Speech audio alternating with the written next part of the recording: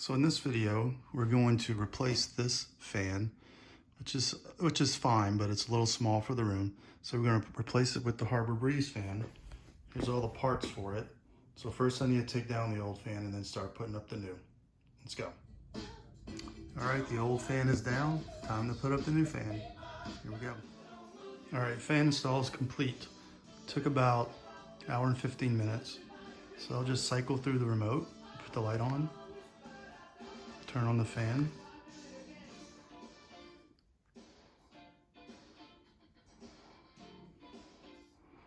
You can see the remote shows lights,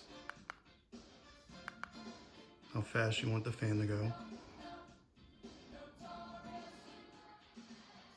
It's pretty quiet. You can cycle through the lights.